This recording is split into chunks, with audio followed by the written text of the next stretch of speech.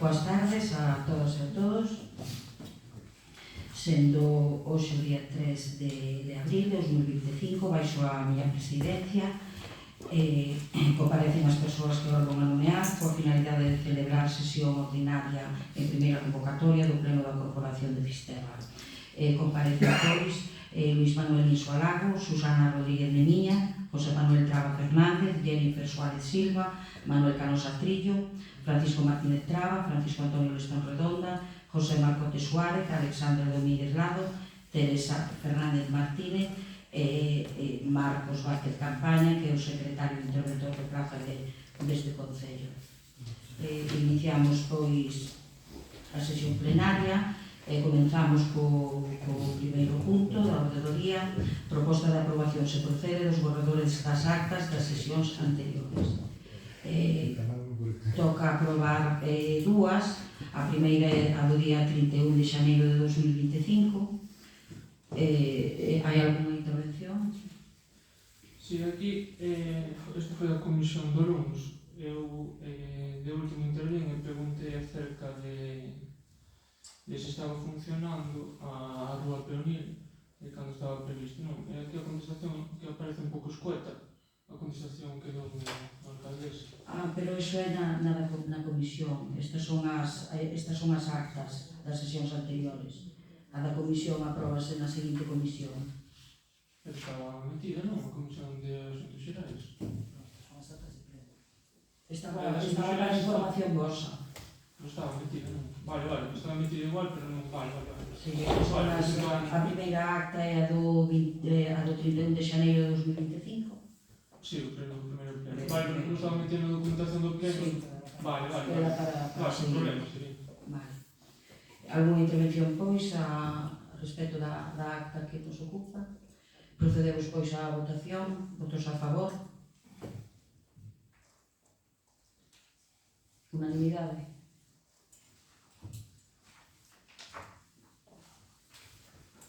A segunda acta que teñamos, que é a do 6 de febreiro de 2025.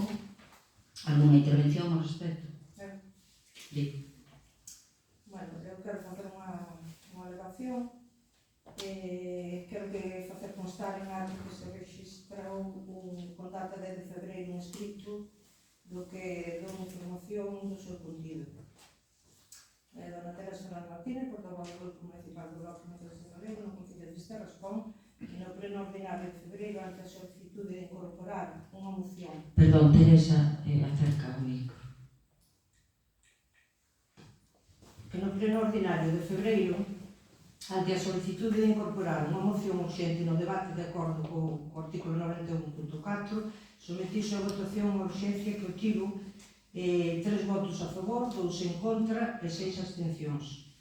E tras preguntar ao secretario de Corporación, impediuse que se tratara, pois este informou a viva voz que era necesario obter unha maioría absoluta e non maioría simple. Ante unha posible vulneración do dereito fundamental do artículo 23 da Constitución a participación política, por todo o exposto, solicita que o secretario da Corporación informe por escrito sobre este extremo a necesidade dunha maior maioría cualificada para aprobar por urxencia a incorporación dun asunto no pleno e no caso de que se estimasen as nosas pretensións que se convoque de forma inmediata un pleno extraordinario para dar cumprimento á vontade expresada xa no pleno e tratar a moción para solicitar á Xunta de Galiza a aprobación por lei e a posta en marcha dunha valedoría de igualdade. Por lo tanto, non tuve resposta por escrito, nin parte da Secretaría, nin do Goberno, e entón eu non estou de acordo con votar en contra da acta dese pleno. Pero, bueno, eso xa ti dis que eso foi posterior ao pleno. A acta non ten nada que ver con ese escrito. Nese pleno tratábase ese tema, e eu non estaba de acordo. Pero a acta recollo que pasou ese día. E ti eso presentástelo despois. Pero que sería incongruente que eu expoño, fago unha exposición e unha alegación sobre un punto da orde do día dese pleno e non se me contesta Entón, non estou de acordo co acontecido nese pleno, porque non me parece correcto. Non ten dereito, pero o acontecido foi aquelo. O acontecido foi o reflexado aquí ou non. É igual. O que despois pasou foi outra cousa, que se relatas agora, certamente. Pero no E pleno... por que non se me contestou ao escrito facendo a votación? Pero nem por parte da Secretaría, nem por parte vosa. Se me contestou. Pero iba para min. Non. Iba dirixido ao Concello. Ao Concello. Pasaría, supoño que pasaría por Secretaría e non sei se yo... Bueno, o secretario deu a súa resposta ese día e aquí se recolliu. Non sei se quere facer alguna intervención. Eu, por a miña parte, non teño nada que decir. Vale, xa se recolle. Alguna intervención máis? Procedemos, pois, a votación da acta da sesión do día 6 de febreiro de 2025. Votos a favor? En contra? Está por votar. Vale. Continuamos, pois, co punto segundo, ditame sobre proposta de acordo plenario para adhesión ao Fondo Galego de Cooperación e Solidaridade. Ben, pois aquí, vista a proposta do Fondo Galego de Cooperación e Solidaridade orientada a contribuir desde o noso propio eido local ao desenvolvemento dos países empobrecidos e a loita polo respeto dos dereitos humanos mediante a creación dun fondo económico que financie proxectos de cooperación, desenvolvemento e campañas de sensibilización en Galicia sobre a solidaridade internacional e a xusticia social, esta alcaldía propón ao Pleno a adopción do seguinte acordo. Primeiro, manifestar a adhesión desta corporación ao Fondo Galego de Cooperación e Solidaridade e aceptar os seus estatutos. Segundo, asumir o compromiso de dotar orzamentariamente unha partida como achega anual ao Fondo Galego segundo o sistema de cotas aprobada pola Asamblea Xeral de Entidades Sociais. Terceiro, expresar a vontade de incrementar as responsabilidades económicas deste Concello para aproximarse ao 0,7% do orzamento ordinario recomendado polas Nacións Unidas. Cuarto, facultar ao alcalde presidente, a alcaldesa presidenta, para que designe un representante ou unha representante político e unha técnica ou técnico do Concello perante o Fondo Galego de Cooperación e Solidaridade. Quinto, notificar estes acordos ao Fondo Galego de Cooperación e Solidaridade. Envióusevos xunto a isto o informe de Secretaría de Intervención, no que, bueno, cabe destacar que se necesita o voto da maioría absoluta do Pleno, que hai partida porque, bueno, ascende a cuota serían 363,86 euros. E tamén se nos acompañaron os estatutos do Fondo Galego de Cooperación e Solidaridade. Hai turno de intervencións. Sí, bueno, nos aquí temos a Asamblea Xeral do Fondo o sistema, o sea, establece o sistema de cotas. Este sistema de cotas temos algún tipo de información, se estes 300 e pico de euros da hora van a ser así, se van a modificar, cada tanto se pode modificar todo isto. Bueno, que queda un pouco aí no aire, un pouco... As cotas si aprobadas a cada ano, o sea, aprova a Asamblea. Asamblea... O que nos toca de acordo aquí di o secretario no seu informe, que respecto ao importe da cota anual de adhesión ao Fondo Galego de Cooperación e Solidaridade ven determinado aplicando o 0,01% sobre o orzamento dos ingresos propios, 5 primeiros capítulos do orzamento, polo que ascendería a cantidade de 363,86 euros. A este respecto, certifícase a existencia de crédito adecuado e suficiente no nivel de vinculación xurídica ao que pertenece a aplicación orzamentaria 920.46600 no orzamento prorrogado ao exercicio de 2025. Isto iría adecuado cada presuposto anual a ese porcentaje en función do...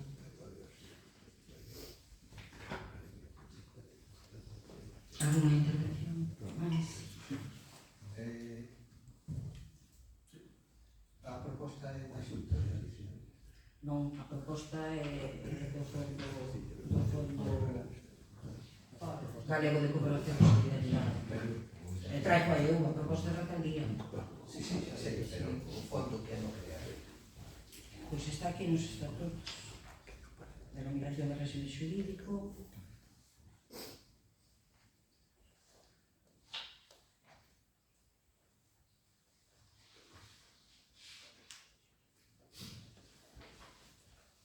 Órganos de goberno, capítulo oposición, asambleas de competencias de asamblea, dirección, Fondo Galego de Solidaridade.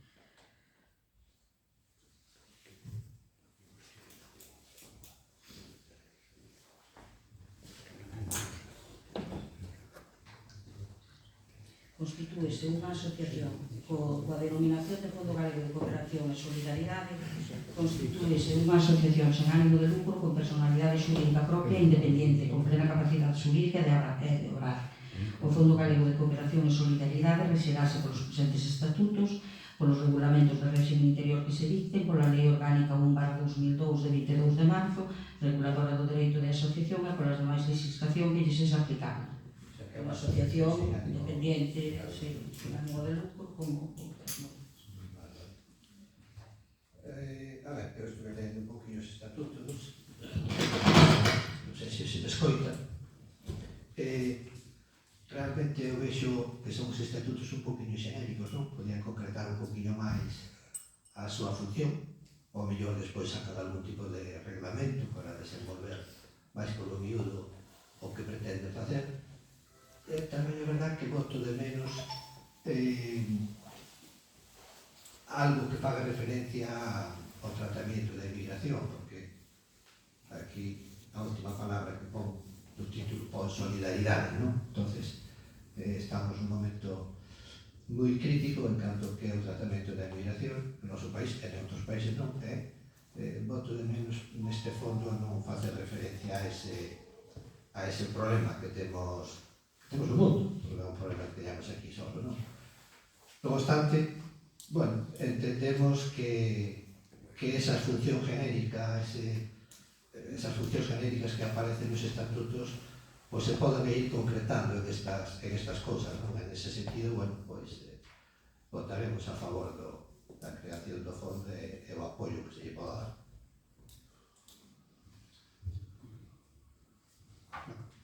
Nós, desde a Alternativa dos Veciños de Fisterra, compartimos os fins que persigue este fondo de cooperación.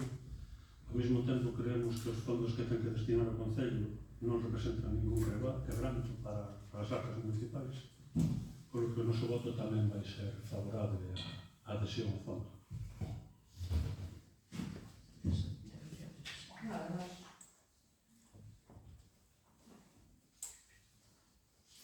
Eu xa digo o meu apoio na xunta informativa, por lo tanto, o meu voto vai ser favorable.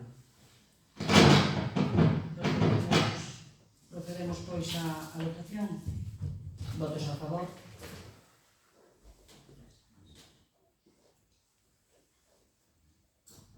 Abstencións?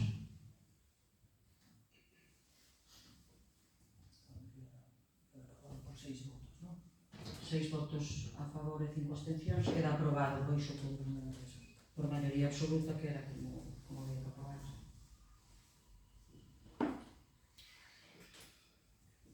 O seguinte punto, ditame sobre proposta de declaración de postos vacantes na RPT, na relación de postos de traballo do Concello.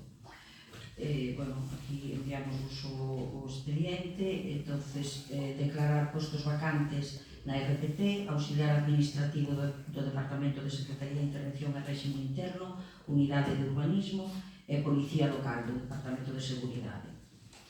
Aquí, visto que a persoa que ocupaba o posto de auxiliar administrativo Departamento de Secretaría de Intervención e Réxime Interno da Unidade de Urbanismo, código 01.00.00.01, pasou en data 18 de xullo de 2024 a situación de xubilación forzosa por idade. Visto que a persoa que ocupaba o posto de Policía Local do Departamento de Seguridade, código 05.00.00.01, en virtude de decreto número 652/2024 de data 13 de novembro de 2024, pasou a situación administrativa de servizos noutras administracións públicas, considerando que a Mesa Xeral de Negociación celebrada o 24 de marzo de 2025 a cada votación favorable. Por todo isto, propoño o acordo seguinte. Primeiro, declarar vacante a todos os efectos o seguinte posto da relación de postos de traballo: auxiliar administrativo do Departamento de Secretaría de Intervención e Régimen Interno, Unidade de Urbanismo, co código 01.03.00.01. Segundo, declarar vacante a todos os efectos o seguinte posto da relación de postos de traballo: Policía Local, Departamento de Seguridade, código 05.00.00.01. E terceiro, dar traslado do presente acordo aos departamentos competentes a todos os efectos e proceder á publicación do acordo no BOE. Intervencións? Isto de declarar vacante os dous puestos por os motivos señalados non ten máis... Alguna intervención máis? Que se vai facer por esos dos postos? Pois declarar os vacantes na LPT e cubrirlos canto antes. Podamos. Alguna intervención? Procedemos pois á votación. Votos a favor deste punto? Sí. Abstencións? Queda pois aprobado. Vale, queda pois aprobado este punto. Entramos agora nas mocións dos grupos políticos. Cada portavoz lerá a moción presentada. A primeira é a moción para solicitar á Xunta de Galiza a aprobación por lei e a posta en marcha dunha verdoría de igualdade, presentada pola concelleira do Venera, Teresa Fernández Martínez, que pasará a expoñer.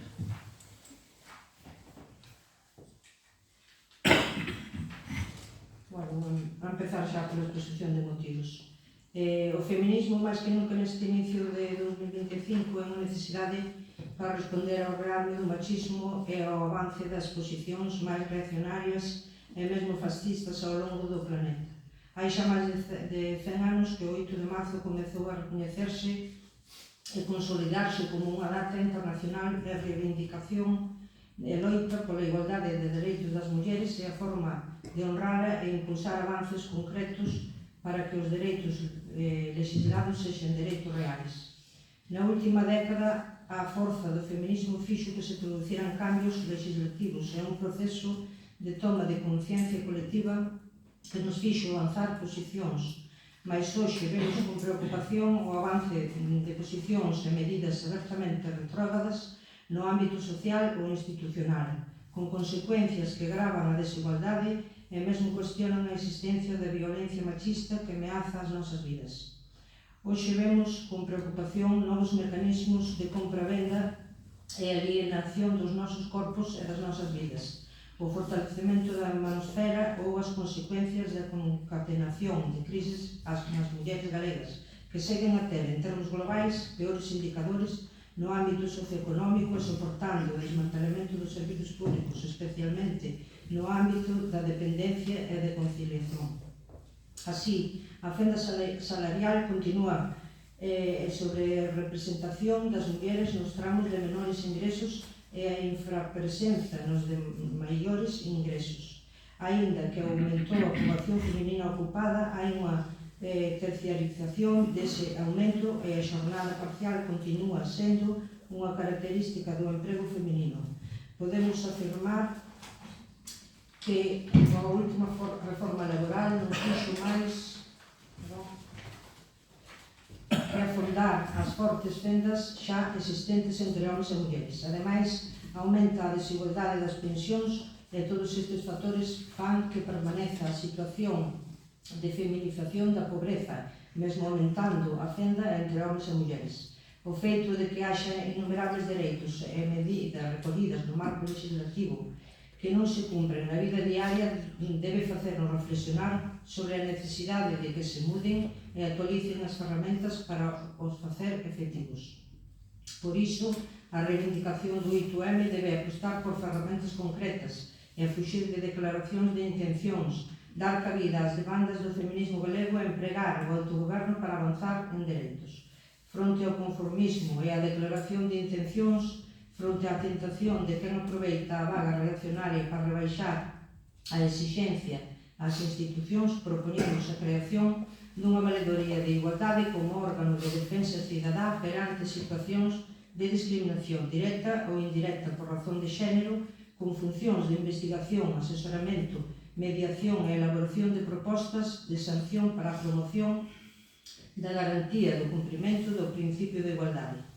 Para situar Galiza nos máis altos estándares de promoción da igualdade e de loite contra a discriminación por razón de xénero, faise preciso avanzar na constitución de organismos públicos independentes que venen polo cumprimento e garantía dos dereitos xa recoñecidos formalmente na legislación. De maneira específica, faise preciso abordar esta cuestión no sector privado, toda vez que non existe unha autoridade independente análoga a que si se ten por natureza a defensa dos dereitos da cidadanía fronte á administración. Este papel que cumpren as valedorías ou defensorías do povo, tamén en Galiza, circunscríbese en exclusiva ao ámbito público non tendo encomenda algunha sobre as situacións de discriminación que se produzan no sector privado. Por iso é necesaria unha valedoría da igualdade entendida como autoridade independente que asesore e asista a cidadanía diante de posibles situacións de discriminación directa ou indirecta por razón de xénero que se produzan no sector privado, así como promover vías de negociación e recomendacións que poñan fin a situacións de discriminación como as que continúan a registrarse ainda hoxe en moitos ámbitos. O futuro é exixente e nós tamén debemos ser reafirmando o apoio ás mobilizacións do feminismo galego e propoñendo avances para facer unha Galiza máis feminista. É por todo o exposto con anterioridade polo que o Grupo Municipal do Bloque Nacionalista Galego somete a debate e aprobación polo pleno deste Concello esta moción propondo a adopción dos seguintes acordos.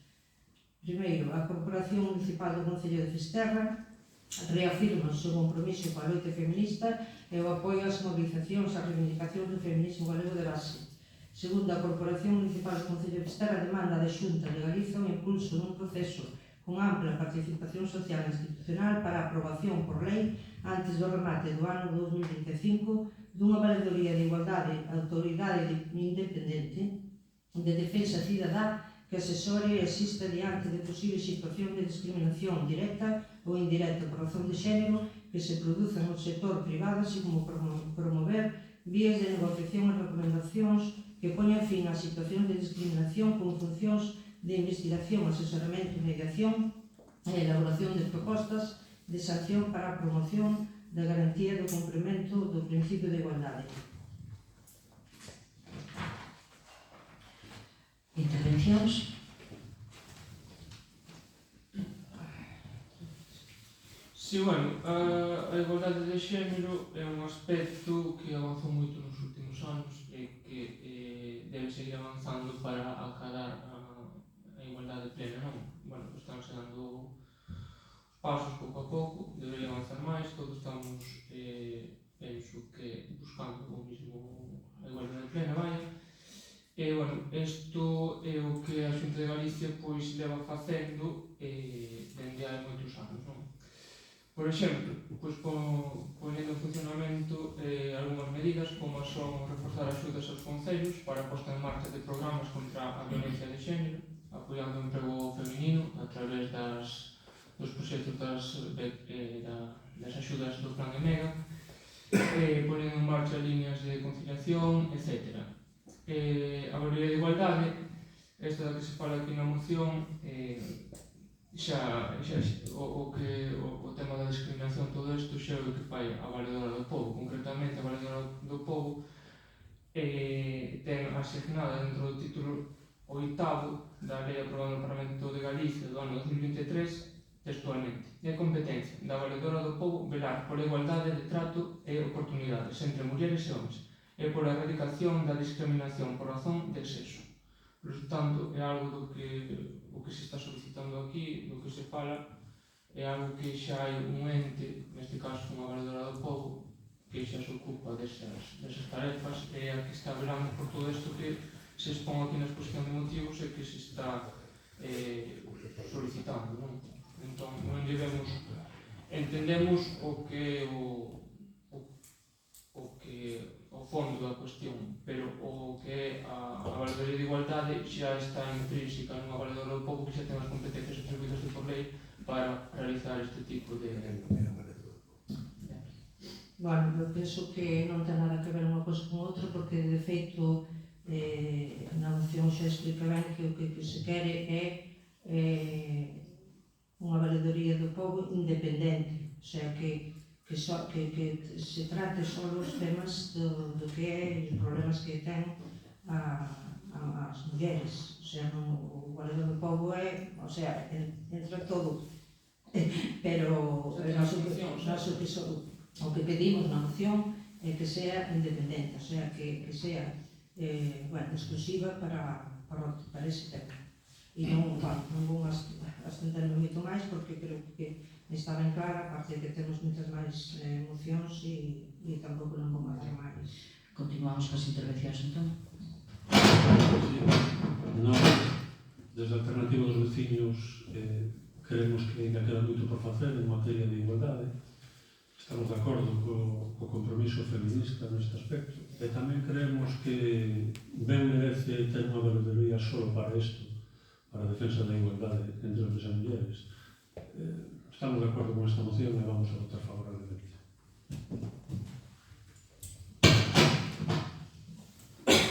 Bueno, evidentemente estamos tratando un tema moi importante, moi sensible, non? Quizás na sensibilidade está a súa maior problemática para tratarlo, non? É certo que di o Partido Popular que evidentemente a valedora do pobo xa ten dentro das súas funcións esa defensa. Tamén é certo que o ter tantas atribucións a valedora do pobo quizás non sexa capaz ao mellor de atenderlas todas elas ca atención que se merece. Entonces, o de crear unha valoradoría da igualdade o millor crear así separadamente vai ser complicado que se consiga ese objetivo, eso xa xo advirto. O que o mellor sería así máis viable é que dentro do que é a valoradoría do pueblo se creara unha sección específica para o asunto da igualdade dotada con medios humanos e económicos propios para poder desarrollar esta labor.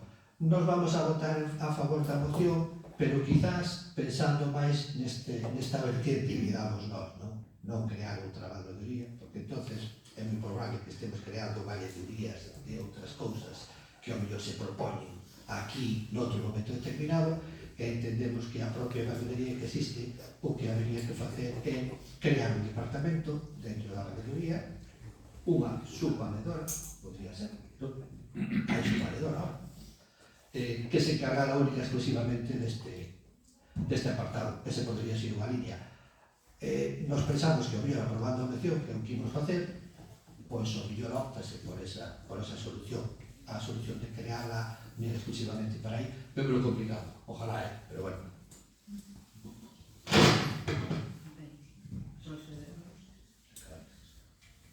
Procedemos pois a votación desta moción. Votos a favor?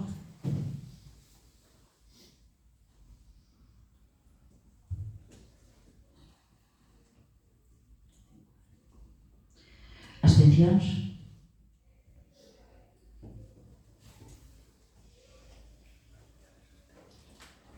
Queda aprobada, pois. Continuamos cas mocións. A seguinte é a moción para revertir as obrigacións de registro documental e información das persoas físicas e xurídicas que exerzan hospedaxe e aluguen vehículos de motor. Esta presenta o concelleiro do PP, Luis Manuel Insualago, cando queiras. Sí, bueno,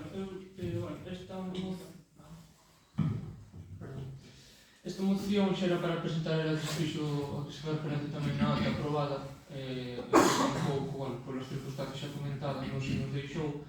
Entón, como é un pouco extensa, eu pasei a resumir os puntos máis importantes e creo que así, porque además é pública, está exposto nas redes, creo que é mellor, verdad?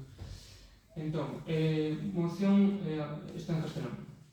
Moción para revertir las obligaciones de registro documental de información de las personas físicas o jurídicas que ejerzan hospedaje o alquilen vehículos de motor que presenta el Grupo Popular en el Ayuntamiento de Fisterra para elevar a la propuesta del Pleno de acuerdo que trae la causa siguiente.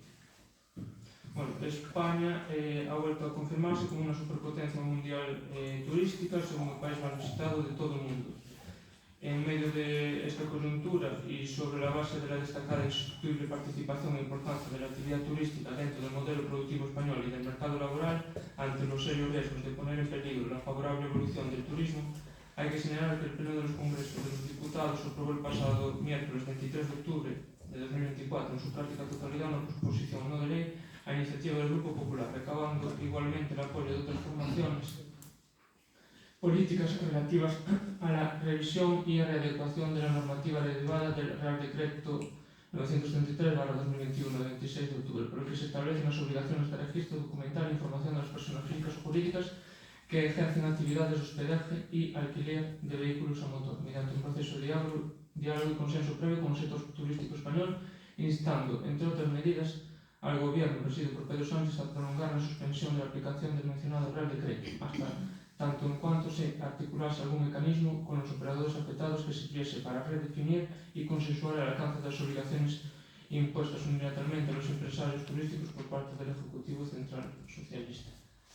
A pesar del rechazo tanto del Congreso de los Diputados como del Senado, el Gobierno de Pedro Sánchez ha ignorado por completo ambos pronunciamientos, descartando ni siquiera considerar un nuevo periodo de prórroga para la entrada en vigor de esta compleja e inasumible normativa, que lastra de lleno la operativa diaria de miles y miles de pequeñas empresas de la cadena de valor turístico, poniendo en riesgo con ello el funcionamiento de los flujos turísticos, a la par que generando serios interrogantes de índole jurídica en materia de protección de derechos y privacidad de turistas y usuarios tanto de carácter doméstico como internacionales. Además, hay que sumar que el primer día de aplicación obligatoria de la nueva normativa, que fue el pasado 2 de diciembre, la plataforma habilitada para realizar los oportunos trámites por parte de los hospedajes habilitada por el Ministerio del Interior continúa presentando múltiples deficiencias técnicas sin subsanar, entorpeciendo aún más la realidad operativa diaria de los negocios turísticos de nuestros destinos y acrecentando, por tanto, la incertidumbre empresarial. Hay que destacar que asociaciones turísticas internacionales establecen que esta regulación no tiene precedentes en otros países de la Unión Europea, es decir, es algo que se está implantando únicamente en España como tal, con semejante detalle, ¿no? Aparte del peligro de que puede vulnerar la protección de datos personales, que en eso aún se está revisando. Por todo ello, dado en primer lugar el profundo desconocimiento del funcionamiento de la actividad turística por parte de los autores responsables del contenido y el alcance del Real Decreto 933/2021, así como añadido al anterior a la falta de atención, flexibilidad y racionalidad demostradas por el Gobierno encabezado por Pedro Sánchez para el primer sector productivo contribuyente al PIB español, considerando además los graves riesgos en los que podría estar incurriendo en materia de revisión con normativas de protección de datos personales de carácter extremadamente sensible, el Grupo Popular en el Concello de Fisterra presenta la siguiente propuesta de acuerdos. Primero, la Corporación de Fisterra insta al Gobierno de España a la adopción de las siguientes medidas.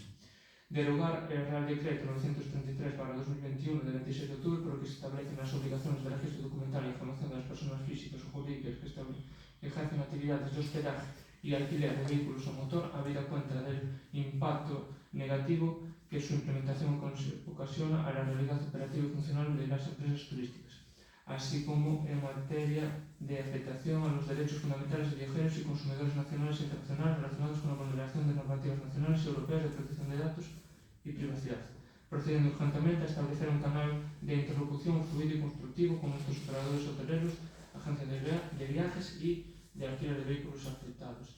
Tras alcanzar una solución consensuada y satisfactoria con los operadores afectados, dictar las normas precisas de desarrollo sobre las obligaciones de registro documental e información de las personas físicas o jurídicas que ejercen actividades de hospedaje y alquiler de vehículos a motor, facilitando en todo caso la aplicación de un marco proporcional y equilibrado de obligaciones, al propio tiempo que aportando plenas garantías de seguridad jurídica a todos los actores de la cadena de valor turística obligados a su cumplimiento.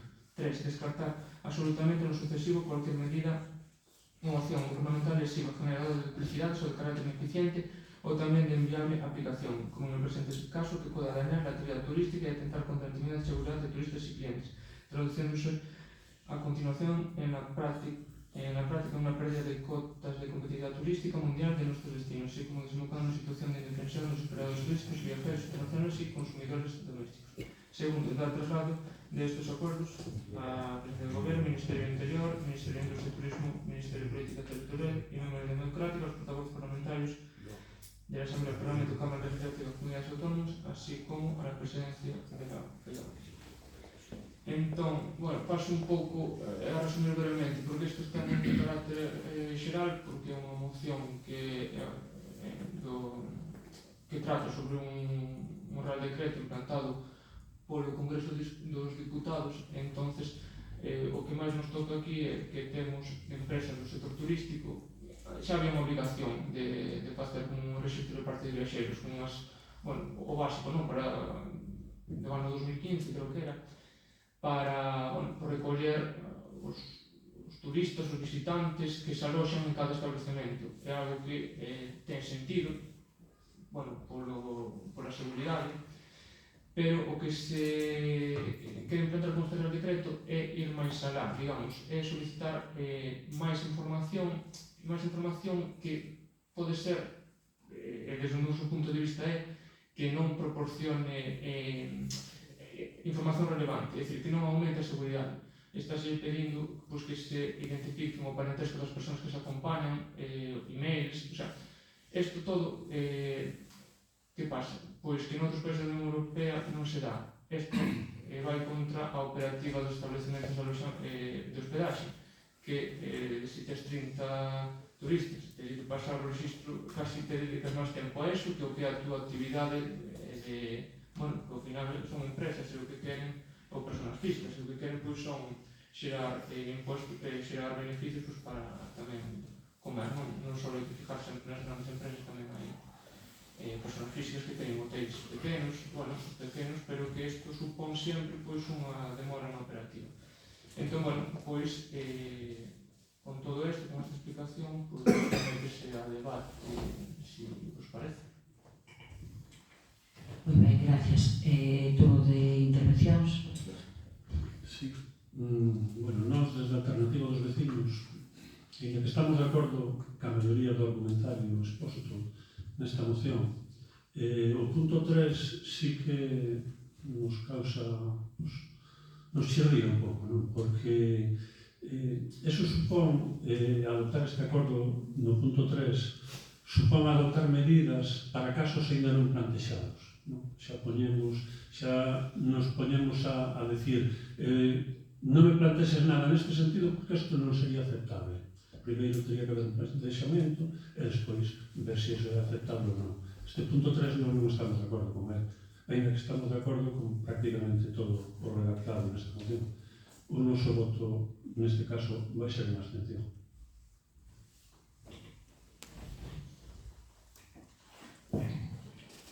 Bueno, nós tamén adiantamos ao noso voto de abstención, porque quizás hai dúas cousas fundamentales, ou senón, a primeira é que eu teño un hotel ao lado da casa, non? Entonces, antes de vir aquí falei co meu fillo, eu teño se tiña moitos problemas para registrar e tal, e dixo, faise un poquinho máis largo que antes, pero bueno, tampouco é que teña tantos problemas.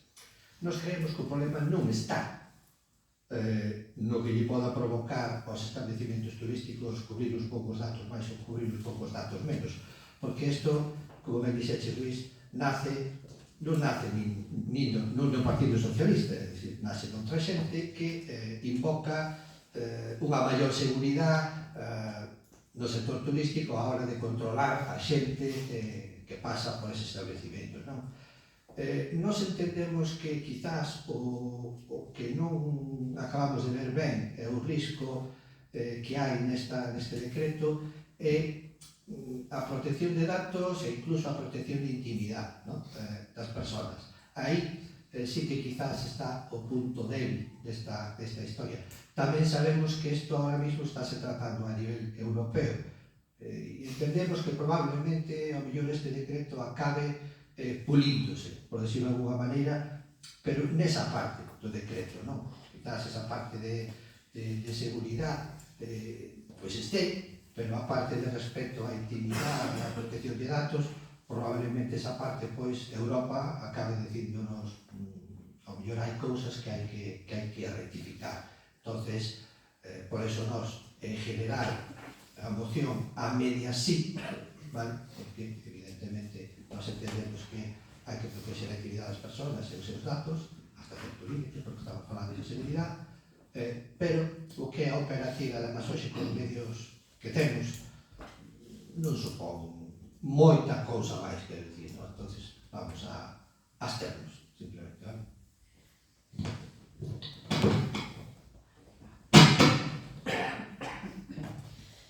Bueno, a verdade é que a moción houve que estudiarla moito porque é moi longa e, bueno, o que vexo é que o PP aproveita as críticas tamén do sector para volver a confrontar co goberno central e agasallarnos con unha moción tipo Génova. Nós realmente non estamos en desacordo co contido fundamental, porque en efecto a norma incrementará de forma exponencial as exixencias, como decías, non? As empresas e persoas que exercen actividades de hospedaxe e aluguer de vehículos. Co conseguinte incremento da burocracia dos empresarios e dos autónomos. Pero, ademais, esta normativa afecta tamén e limita directamente dereitos básicos das persoas, intimidade persoal, familiar, liberdade de movimentos, etc. E, bueno, para obedecer aos dereitos fundamentais das persoas, pois non poden ser limitadas, salvo baixo supervisión judicial ou sospeitas fundadas de comisión de delito, non? E, bueno, esa é pola razón pola que estamos a favor do que propón na moción, e igual que estamos a favor da derogación dunha vez por todas da lei Mordaza, esa que con tanto entusiasmo defende e aplaude o PP, porque non sei se saben que un dos artigos, neste caso o artigo 25 da lei Mordaza, refléxase eso, pero moitas cousas máis, o sea, que eso está dentro dun dos artigos da lei Mordaza. De todas as formas, nós vamos a apoiar a moción. Procedemos, pois, a votar. Votos a favor?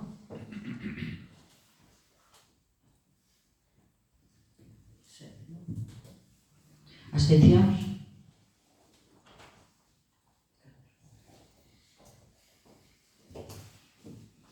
Queda aprobada, non? Queda aprobada por 7 a favor e 4 abstencións. Continuamos cas mocións. Esta pasa a escoñela a concelleira do BNG, Teresa Fernández Martínez, e a moción da plataforma Só Sanidade Pública para solicitar o apoio á manifestación do día 6 de abril. A do que é isto? Sí, bueno, esta é unha moción máis de SOS Sanidade que xa se presentaron en outras ocasións. Bueno, como é corta, pois non a ler todo.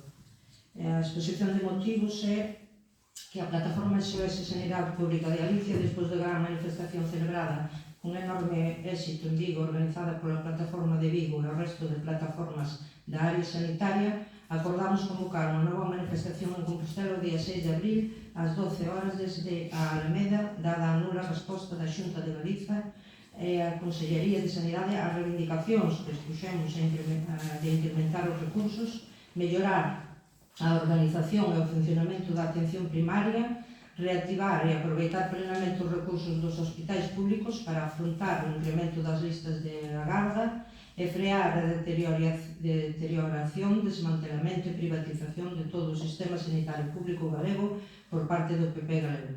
As organizacións que formamos parte desta alianza social e profesional consideramos fundamental o apoio dos concellos como administracións máis próximas aos problemas da cidadanía e pedimos o apoio ás reivindicacións que expoñemos de maneira consensual. Máis atención primaria, centros de saúde de parques dotados de persoal suficiente de todas as categorías, ben equipados, accesibles en 24 ou 48 horas como máximo, consultas presenciais á solicitude do paciente, reorientar a atención primaria, promoción, prevención, traballo comunitario e participación social, máis a atención hospitalaria, utilización plena dos recursos instalados en hospitais, mañán e tarde, recuperar recortes nos hospitais comarcais, acabar coa política concertación coa privada, restitución ao sistema público dos centros privatizados, plans para reducir listas de agarda e a non ocultación das mesmas, acabar coa precariedade laboral e recuperar a exixencia da dedicación exclusiva do persoal médico. Mais sanidade pública. Incrementar o orzamento sanitario público. Plan de saúde galego que adapte os recursos ás necesidades. Recuperar os servicios privatizados e as áreas sanitarias pechadas. Potenciar a saúde pública para combater as posibles epidemias para a saúde. Por todo exposto, o Grupo Municipal de Belegá solicita á Corporación Municipal do Concello de Fisterra a aprobación dos seguintes acordos propostos pola plataforma SOS Sanidade Pública. Primeiro, apoiar a reivindicación da plataforma SOS Sanidade Pública. 2. Instar ao Goberno Municipal a difundir a través dos medios ao seu alcance a manifestación convocada pola plataforma SOS Sanidade Pública do día 6 de abril en Compostela e facer un chamamento ao conxunto da veciñanza para que participe nela. Moi ben, gracias. Turno de intervencións.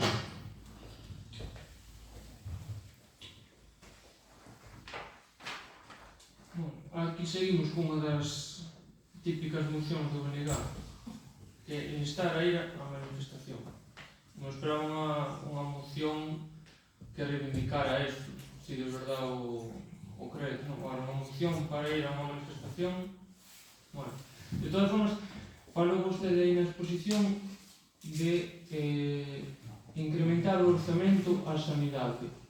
Sabe vostede canto se destina do orzamento da Xunta de Galicia a sanidade?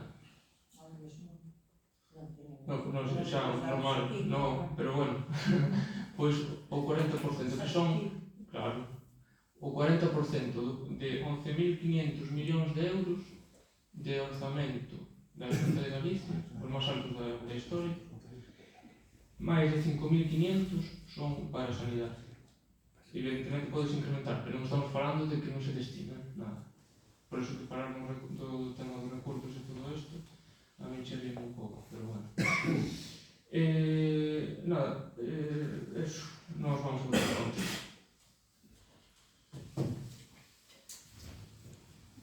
Bueno, a alternativa dos veciños con respecto a esta moción, bueno, en España, en Galicia en concreto, temos unha sanidade pública envidiable en todo o mundo, ¿no? Somos un espello para o mundo a nivel sanitario. A pesar de eso, hai moita capacidade para mellorar. Vémolo nas especialidades, na falta de especialistas, vémolo nas listas de espera, vémolo nas instalacións sanitarias. Aquí en Fisterra temos aquí a 30 metros. No equipamento sanitario hai moita capacidade para mellorar, aínda que estamos de acordo de que a nosa sanidade é unha envidia, pero creemos que se pode mellorar. Entonces estamos a favor da moción e vamos a votar favorablemente.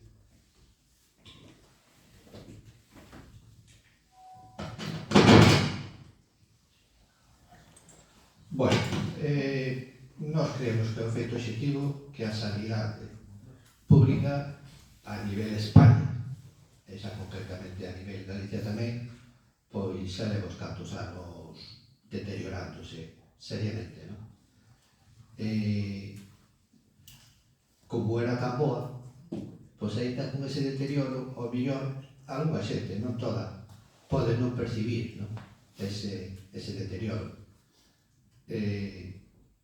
Cada vez a xente acude máis á sanidade privada, cada vez a xente fai máis seguros privados, nunca se fixeron tantos. Ese é un síntoma de que a sanidade pública está deixando de prestar todos aqueles servicios que ao mellor esta xente podía ter na sanidade pública. É verdad que toda a vida houve médicos privados, non? En algún momento, pois íbamos a eles. O que pasa é que antes era algo puntual e agora xa é algo habitual, non? E isto, como dixen antes, é un síntoma de que a sanidade está sufrindo unha evolución de cada vez a sanidade pública ten menos medios, está menos presente e presta menos servicios e peor servicios, e iso vaise sustituindo pola sanidade privada.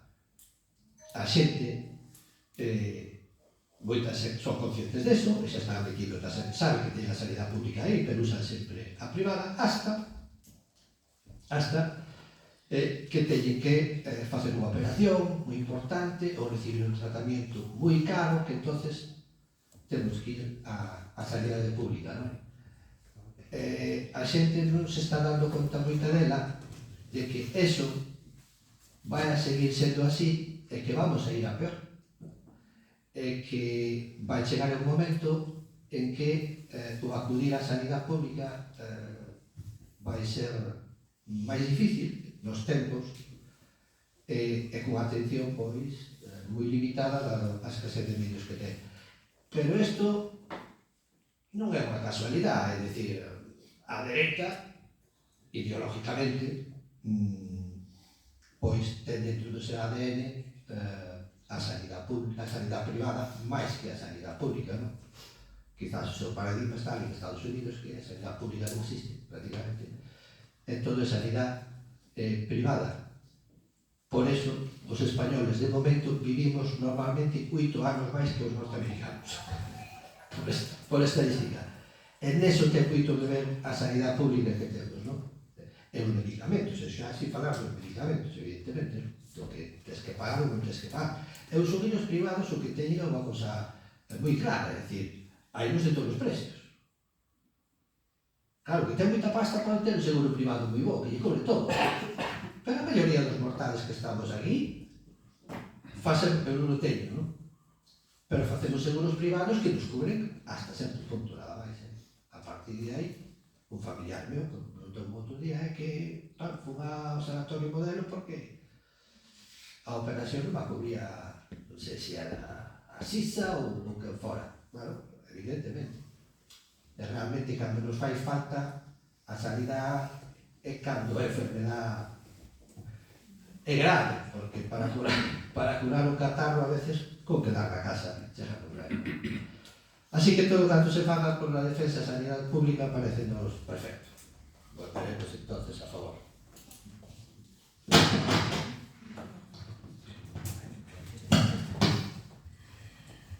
Bueno, eu quería contestarle un pouco ao voceiro do PP, que non sei se sabe, porque falaba de investimento na sanidade, e non sei se sabe que en Galicia hai 200 concellos sin pediatra, entre eles Fisterra. E se non, pregunte ya ás súas compañeras concelleras que teñen fillos a onde levan os fillos ao pediatra. Pero vostede sabe o porqué Fisterra non hai, ou non sabe? Non, digo usted. Porque a persoa que... E no resto dos outros concellos tampouco, se non hai pediatra en 200... Non é pediatra, é un problema genérico en toda España. Vas a Badajoz, a calquer municipio, seguramente pasa o mesmo. Esas son competencias autonómicas e estatais. Aquí, sabe por que non hai aquí pediatra? Porque tocou a unha persona e renunciou, entón só ten que volver a salir o... Mientras tanto, pues non é. Así que poño millado. Non temos ni nós. Bueno, é verdad que agora tamén tes un bebé, xa non me acordaba, dicía, falaba das concelleras, pero agora vostede tamén. Habrá uns procesos. Xa ten o mesmo problema. Habrá uns procesos, non terá culpa rueda de que a persona que vive para aquí a renunciarse. Hai que reforzar e hai que pagar para que tampouco non se vayan a outros países, incluso. Tanto pediatras como outro tipo de especialidades. Sabe cal é o salario medio? Non, é que se está preguntando cousas que non sei, pero... Supone que terá que ver documentada tamén. Bueno, nada máis. Procedemos pois a votación. Votos a favor da moción?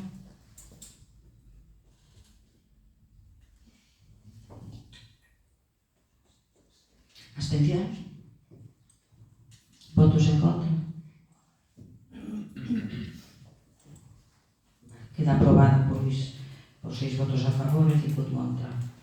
A seguinte moción presenta tamén a concelleira do BNG, Teresa Fernández Martínez, a moción para amosar o rexeitamento do pleno ao proxecto da construción da macrocelulosa de Altri en Palas de Rei. Tanto que hai Teresa.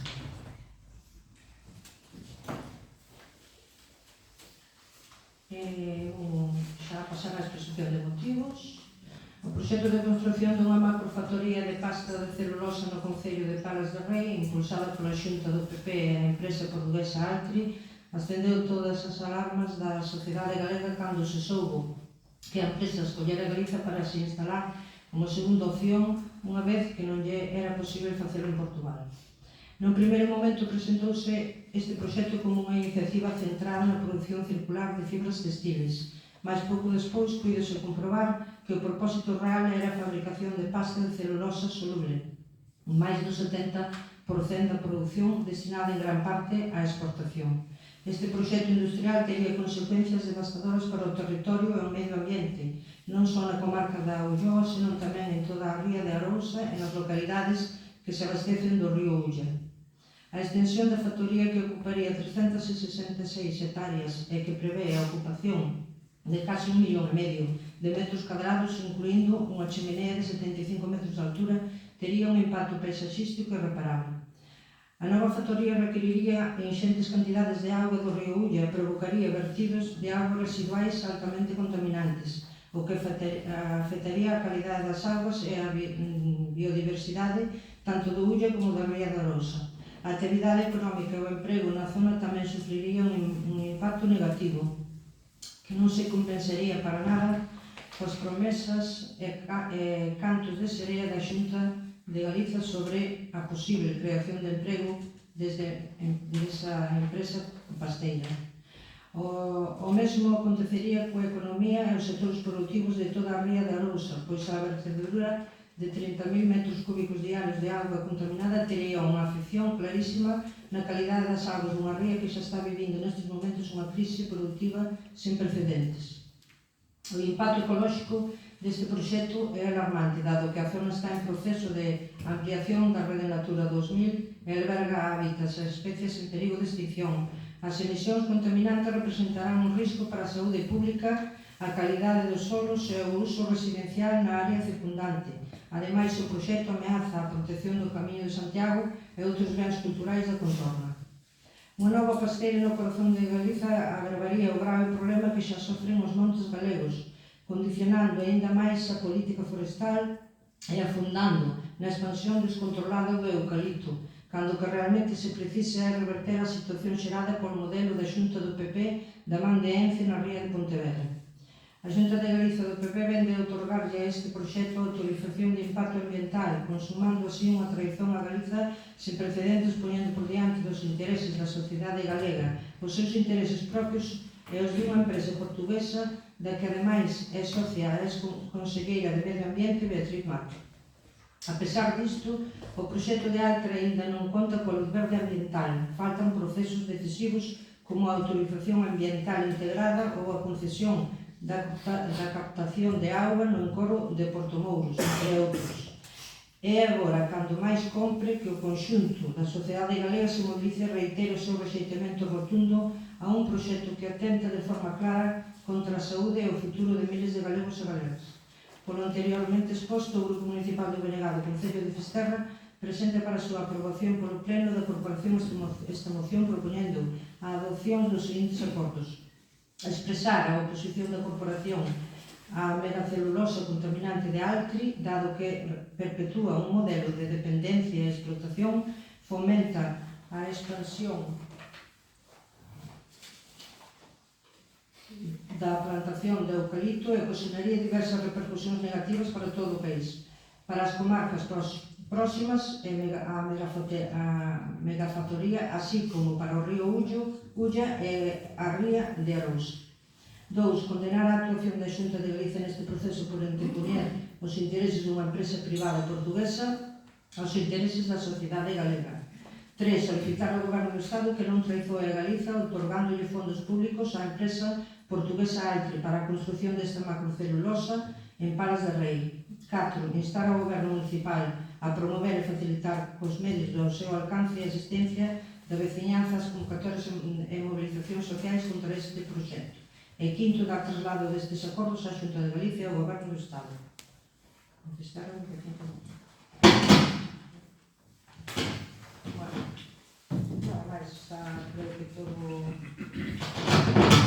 ben exposto na moción, xa non é a primeira vez, e vamos a seguir igual que, pois eso, movilizándonos, tanto para isto como para a sanidade. Intervencións, pois? Si, era o que iba a decir, esta moción xa se trouxo, non? Non, Esta é outra. bueno, xa sobre as matemáticas, xa sei que é outra. Esta é outra. Si, a ver, o PSOE nos BNG fai 3 anos, no ano 2022, cando antes das eleccións autonómicas, cando se presentou este proxecto, unironse todos os grupos políticos con representación no Parlamento Galego para apoiar pois este proxecto, non? Un proxecto que, ainda que se diga o contrario, non variou.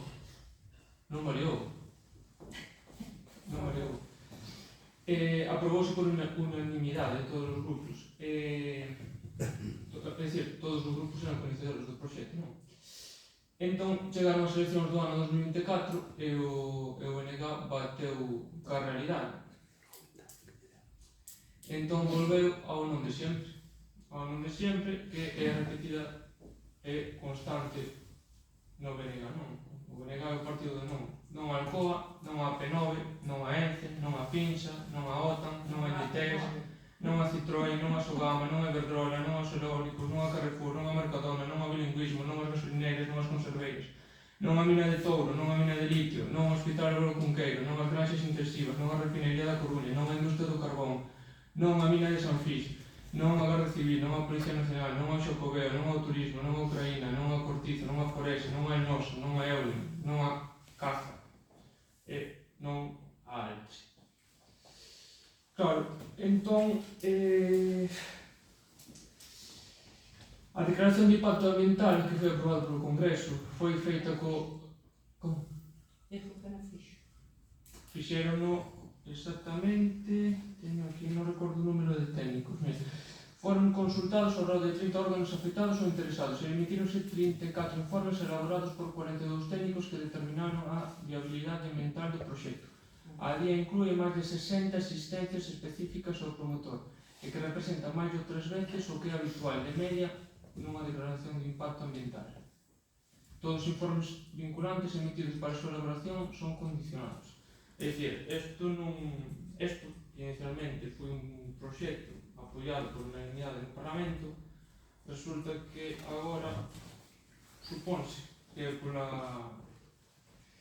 tras as eleccións, non? Que cambian. Pero, bueno, de todas formas, a Xunta apoiará todos os proxectos que cheguen á comunidade, evitando polos que sexan ambientalmente viables, xeneren emprego e riqueza, e fixen a aprobación normal, como non pode ser do outro xeito.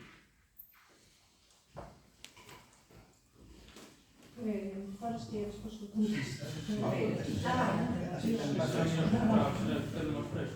No, mira, cando estás falando cando se presentou o proxecto, ademais eu pon ben claro na moción.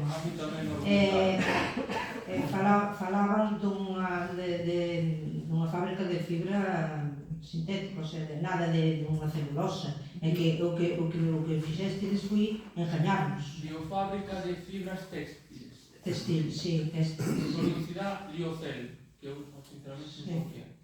Un tecido 100% biodegradable. É fundamental no futuro da industria textil. Luís, que a tua intervención é que parece que nos estás tomando pelo. Porque, a ver... É un argumentario do partido. Vamos a ver. É que ademais estás falando do BNG, bueno, pois no seu momento terá que... Bueno, pois hai investigacións que dicen que non, depende.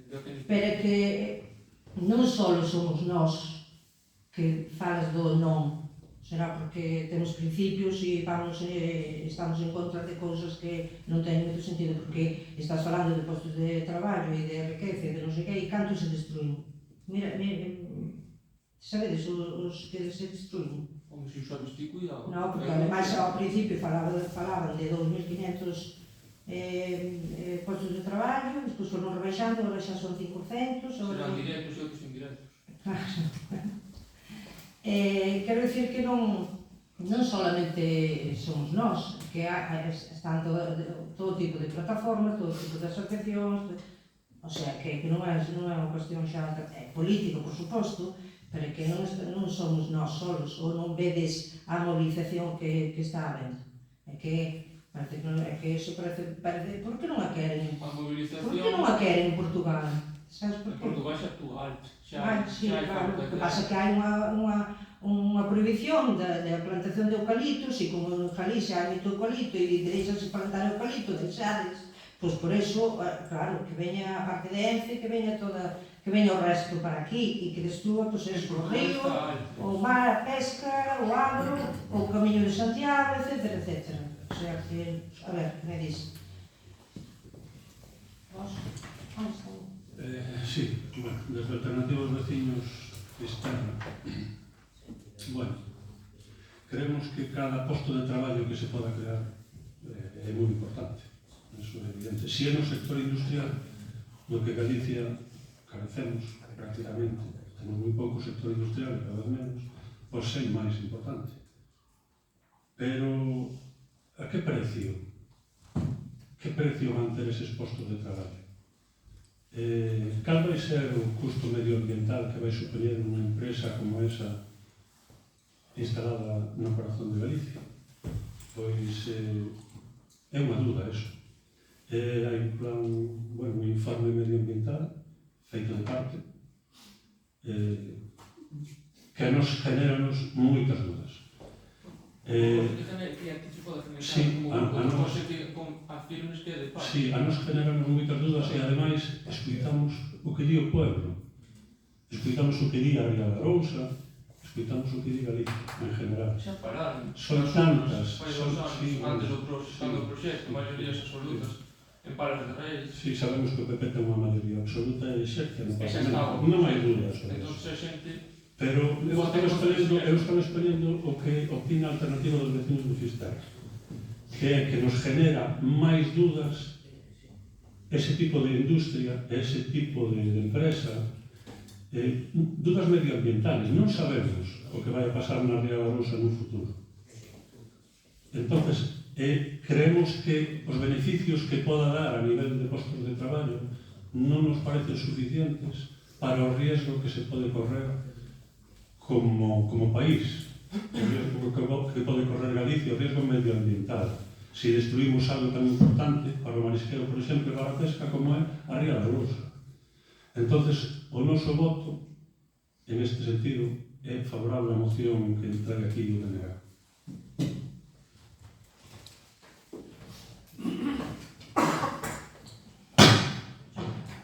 Bueno, o curioso é o que é relevante deste asunto é que partindo dunha mentira non vamos a bo sitio, porque deso partimos, non? Partimos dun proxecto que era unha cousa que tiña unha formación moi vaga ao principio sobre unha fábrica de fibras textiles que eso generaría pois, unha cadena de produción para alimentar posibles fábricas de roupa, por exemplo, ¿no? Eran textiles ecológicas, claro. Bueno, pues estábamos falando de algo totalmente innovador, moi de acordo coas novas tecnoloxías de conservación, as novas zonas de sistemas de produción cuidadosos co medio ambiente, traballando con fibras reciclables e todo isto, ¿no? Por eso, ao principio só é un bloque tamén. Nos parece un proxecto bonito e ilusionante facelo aquí, non? Pero resulta que todo eso non era certo. Entonces, xa te faço unha pregunta, non? Por que non me tiro? que era o que querían ocultar? Sabían que se dicían a verdad nos íbamos a opoñer, que a xente iba a ter un rexeitamento sobre estas cousas, non? E ese foi o que ocorriu, realmente, non? Desde o noso punto de vista, do PSOE, non? Que en principio era unha cousa e despois é outra, non? E, ademais, a nosa posición, a PSOE, é un pouco complicada tamén, porque independientemente dos informes de impacto ambiental que fixo a Xunta, que, por certo, creo que aínda falta de Aguas de Galicia, que debe ser moi importante, porque o problema está en dous sitios. Vamos a ter dúas celulosas en Galicia cunha capacidade de consumo de eucalipto que, claro, o normal é que se produce o máis cerca posible, pois eso é un problema para os nosos montes, desde o noso punto de vista, non? Entonces, nós temos que ser conscientes deso, non? E outro problema é que o elemento fundamental máis preocupante no sistema de produción é a captación de agua, que vai ser moi importante, e o tratamento da misma. De aí a preocupación río abaixo, non? A preocupación río abaixo. Nós realmente entendemos que é moi importante, de feito, pues, dentro dos nosos programas sempre está que necesitamos en Galicia unha reindustrialización, pero, como decía Frank, non pode ser unha reindustrialización a calquera precio, non? Temos que facelo, e máis a día de hoxe temos que traballar con fábricas que operen da maneira máis sostible posible e con maior respeto posible co medio ambiente e que produzcan tamén produtos o maior sostibles tamén posibles, non? De fácil reciclaje para a súa utilización, non? Entonces, podería seguir falando desto, non tanto como o que fixo antes o senador americano que estuve 25 horas falando, pero en principio, evidentemente, por estas e outras razóns máis, nós vamos a votar a favor da moción, porque entendemos que a línea de industrialización de Galicia non pode ser esa. Eu fixe o Camiño de Santiago gallego. É unha etapa que vai de Porto Marín a Palas de Rei. Conservar eso, non sei se foi nesa etapa ou se foi nunha parecida, a maioría dos sitios polos que vas están moi ben cuidados, con vegetación autóctona e tal, pero pasei por un sitio e andaba por aí cerca donde había un eucaliptal bastante grande, choca a vista, non? Choca a vista. O que lle digo ao bloque é que vernos cara de traidores, porque pois aí que non traicionemos Galicia. Claro. A ver, cando se fai unha moción e tes todo o ánimo do mundo de que te aproben, uso un lenguaje máis respetuoso, nós non traicionamos a Galicia. O que si é verdade que ten que saber a xente, porque aquí falas deso, claro, porque os cartos, vale? Porque antes di que siguese millóns ao principio, decía que siguese 250 millóns non era viable. Se non era viable sin a subvención, a viabilidade desa industria, unha industria dese tamaño, non? Habería que poñela moi entera de juicio. Pretende fondos europeos que probablemente non, se van a gestionar desde o goberno central español.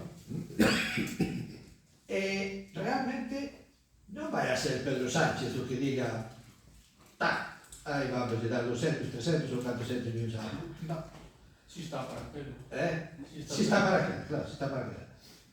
O que estea, vai a ter que pedir uns informes técnicos e a decisión vai a ser unha decisión exclusivamente técnica. Porque non pode ser de outra maneira. Porque senón vas a Europa e rinse, claro, porque me traes aquí? Que traer unha decisión técnica para eu poder darche estes fondos. Se me traes unha decisión técnica justificada de como é o proxecto e das súas condicións económicas e que vas a producir e todo isto, non hai mentira. É dicir, podemos reclamar moito ao PSOE, pero o PSOE nese sentido ten a capacidade que ten. O PSOE porque é o que está gobernando agora, non? Ten a capacidade que ten. Evidentemente o PSOE está en contra do proxecto, pero tampouco non ten a seguridade de que o departamento técnico do Ministerio correspondiente coña eso no tramite e ao mellor lle dixan oye, pois cumpre con requisitos europeos, pois temos que dar a solución. Pero pásanos aquí no Concello tamén. Se ven que alguén que che solicita unha cosa e cumple con requisitos, ao mellor caiche mal, pero se cumple con requisitos, cumple a lei, tens que dar. Non é outra historia, non? Entonces, isto ainda vai ter recorrido. De todas formas, estamos en contra do planteamento e da industria alta, tal como está planteada, entonces votaremos a favor da moción. Se me permitís dar 3 toques pequenos de todo, son 3 puntualizacións, son datos cuantitativos. O primeiro, o proxecto de arte precisa 1,2 millóns de metros cúbicos do que é do eucalipto. En Galicia, 6 millóns cortanse cada ano e 3 van para fora, é dicir, sería 1,2. O sea, facía bastante referencia ao tema do eucalipto. Despois, o tema do camiño, a adhesión ao camiño de Santiago. O punto máis próximo sitúase a 3 kilómetros da planta, aproximado. Por lo que non interfire na ruta, non sei, son desconhecedor, a verdade é que nunca fun a esa ruta. Eu digoche, o eucaliptario Miguel tampouco interfería na ruta, é dicir, podía ser dicir que o camión estaba a 1 kilómetro do camiño, que pasa que é moi visible. E claro, esa planta... Finsa, por exemplo, en Santiago está a 1 kilómetro. Pero dese, Sí, porque son plantas moi grandes. Sí, claro. O impacto paisaxístico é importante. E, home, o camiño de Santiago para nós é algo que deberíamos mimar, non? Eu creo que ese tipo de cousas tamén se debería ter en conta a hora de situálos, pois que temos un valor fundamental que é patrimonio da humanidade, como é o Camiño de Santiago, que a nós, en Fisterra, danos moito, é que deberíamos mimalo bastante máis, non? E ter moito cuidado con estas cousas, independentemente de outros factores. E despois, a última, e acabo. O proxecto incorpora tecnoloxías innovadoras para o aproveitamento eficiente de auga captada, ainda que se usase toda a capacidade, a captación de auga supería pouco máis do 3% do caudal total do Ulla nesa zona. Eso son notas que recollimos informes. Eu non os conozco porque non fixen un informe e non entendo por que saber as cousas. Evidentemente, cuantitativos. Ben, procedemos pois a votación. Votos a favor da moción? 6. Abstencións? Votos en contra? Queda aprobada pois a moción por 6 votos a favor e 5 en contra. Vale, continuamos pois ca actividade de control. Achegouse vos xunto ca orden do día a documentación que señala no punto 5, resolucións dictadas pola alcaldía para o vosso coñecemento. Alguna intervención neste aspecto?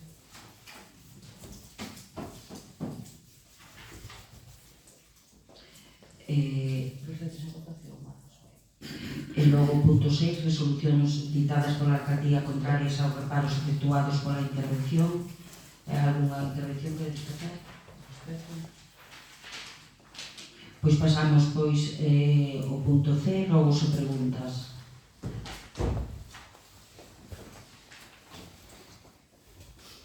O Partido Popular ten algún? Sí.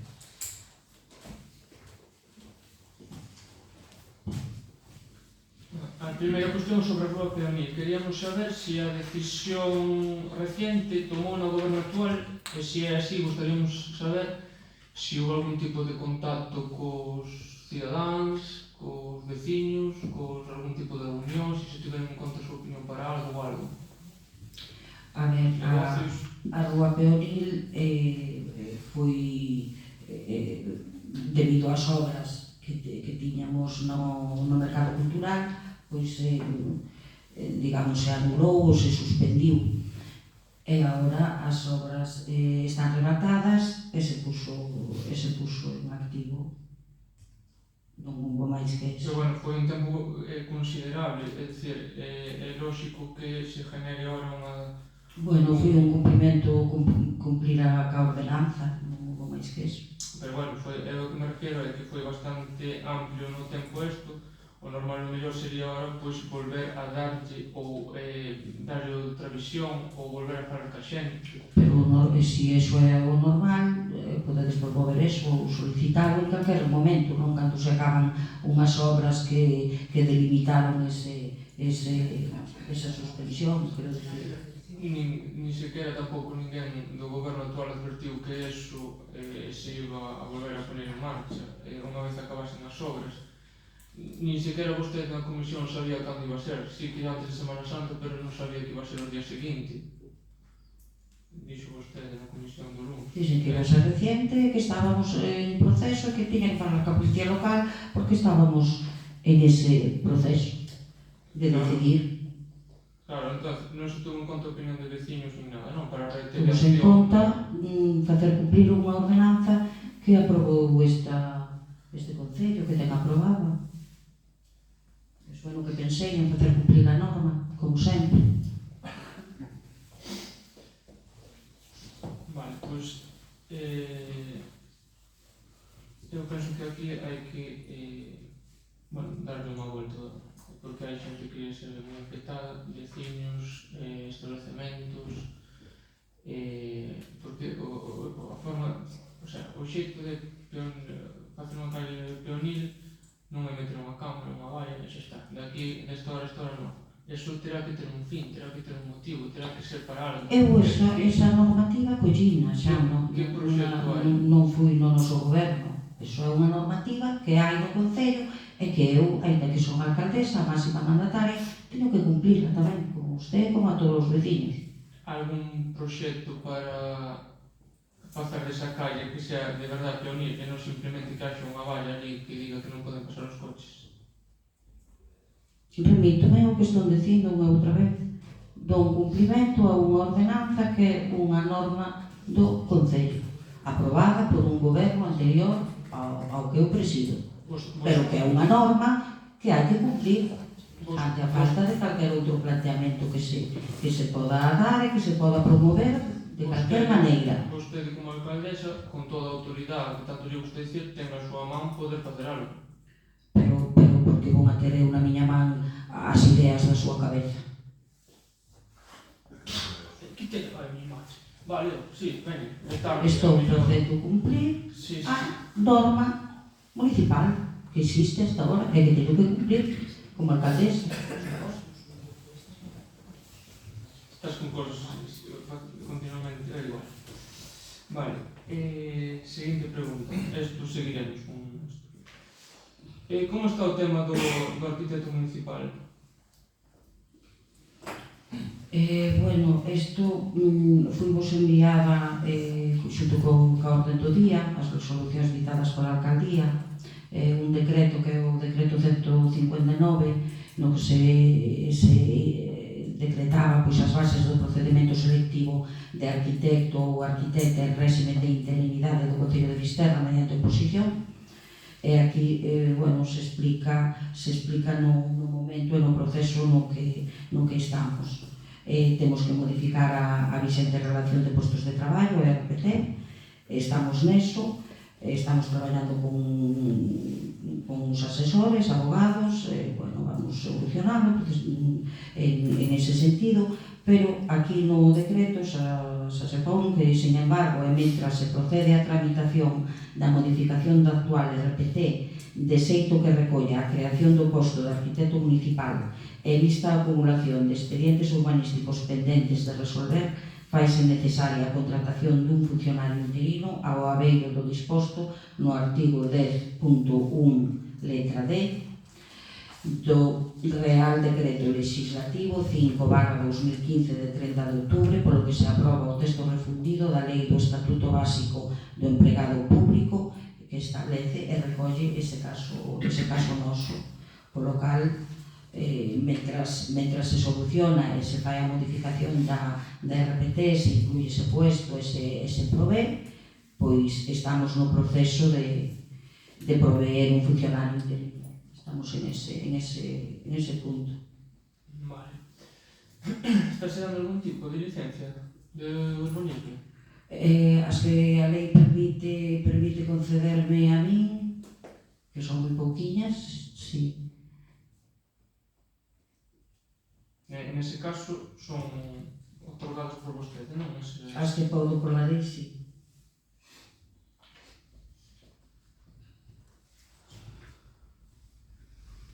En que situación fase, despois de quedar deserta, está actualmente o proxecto da carretera de Padrís?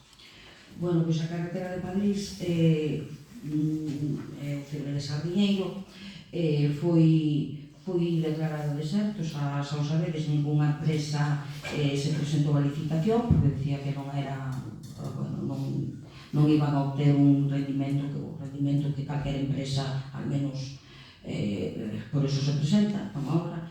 Entón, ante esos acontecementos, pois consideramos, bueno, xa de seguida se enviou ao equipo técnico o proxecto para que fixera a adecuación dos importes. Detectamos outro proxecto co mismo problema, con uns importes baixos, que é o Bispo Castro de Duio. Entonces, bueno, xa os proxectos se reformaron, se enviaron á Diputación, o de Bispo Castro de Duio xa nos chegou autorizado pola Diputación, e estamos a espera de que nos autorice Padrís e firme de Sardiñeiro, para logo volver a traerlos ao pleno, porque vai a sufrir unha modificación o seu importe. Unha vez que a Diputación nos envíe aprobados, pois... Se non recordo mal, estes son do plan de obras de Diputación do ano pasado. Que prazos ten de ejecución? Non, sobradamente vamos sobrados, temos prazo sin problema. E máis eles enseguida nos resolverán, eles pasan... Isto xa non é a primeira vez que pasa neste concello. Non, pero os que están preguntando. Entonces quedou desierto porque non foi apetecible para ninguna empresa. Non é habitual. Os precios non son... Non é habitual como para que pasen dúas obras seguidas do mesmo posto. Porque era o firme, eso estaba valorado, bueno, o segundo non se licitou. A segunda non se licitou. E xa se revisou? Claro, revisamos. E que non detectou? Nós, que somos... Bueno, mandamos revisar a cada técnico que redactou proxectos, e dous deles tiñan carencias económicas. Firme Sardiñeiro e Castro de Duio Bispo. Tiñan o mesmo importe vocal. O asfalto estaba moi barato, por decirlo así llanamente.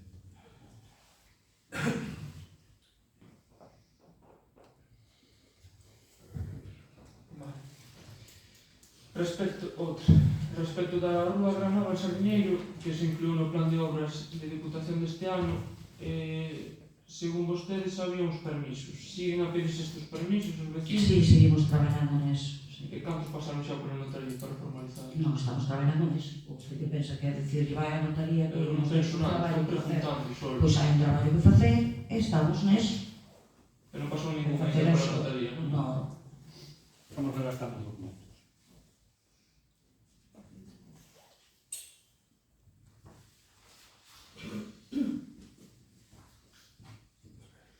Que horario de apertura ten agora mesmo o esperar a Semana Santa a Oficina de Turismo? Xa yo direi, non o sei de memoria. Está aberta? Sí, está aberta. En que ubicación? Na Oficina de Turismo. Pero se turnan con... se teñen días ou vacacións, se turnan Begoña e María e se atenden no albergue. Que así poden atender os dous, albergue e oficina. E vai preguntar cando se vai abrir. O sea, a Oficina de Turismo... Servicio témolo, sí. A Oficina de Turismo que está para a Praza da Constitución estás pagando o lugar, estás exercendo abaixo, non é? Non, a Oficina de Turismo é a Oficina de Turismo. Entonces, Pero, pois por motivos de para coordinarse asuntos propios ou vacacións dun a outro, Por o tema do persoal. se turnan entre Begoña e María. Pero o prazo de constitución está aberto ou cerrado? A ver, cando teñen que facerse cubrirse por vacacións ou por asuntos propios ou por o que sea, María da Oficina de Turismo vai para o albergue porque cumpre mellor, recibe igual os peregrinos e máis atende a Oficina de Turismo. E o Museo da Pesca, que horarios ten? Está aberto? O Museo da Pesca ahora mismo non está aberto. Está pechado? Sí, ahora mismo está pechado. Vais abrir? Sí. A Semana Santa entendo? Non, Semana O Santa. branco? Non se sabe. Cando se poda, cando se determine. Estamos ca contratación, estamos creando unha bolsa de técnicos de turismo para poder atendelo. Cando este a punto, a contratación, pois farás a apertura. Estás aplicando a ordenanza de contaminación acústica aprobada por este pleno ao referente aos chatarreros. Unha pregunta repetitiva xa, pero é que non ten nin día, nin horario.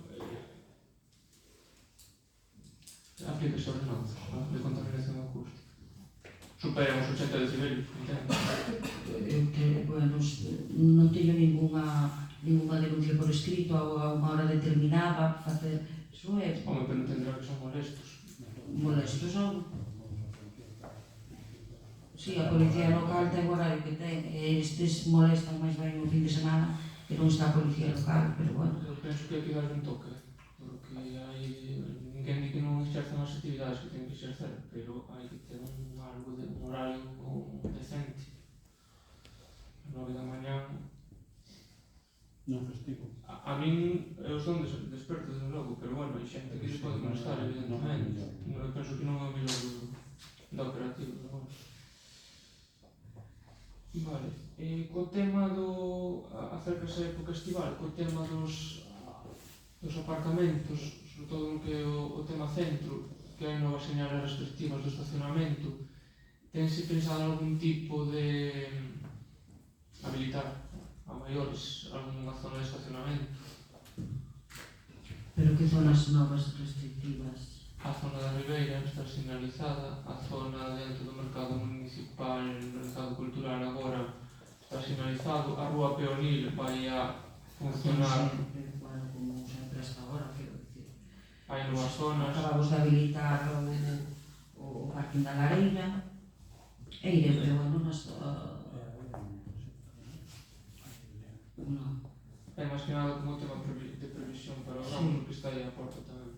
Despois teño un robo, Diga. que estuvemos outro día, pois, sobre todo por Vale Sardinero, tamén polo de Duio, solicitar que se realicen as actividades de desbroce e limpeza da zona, e sobre todo no campo da festa de Soarriba, que se lle meta mano, porque a fonte non ten auga, as mesas tiradas, a lareira non é lareira xa,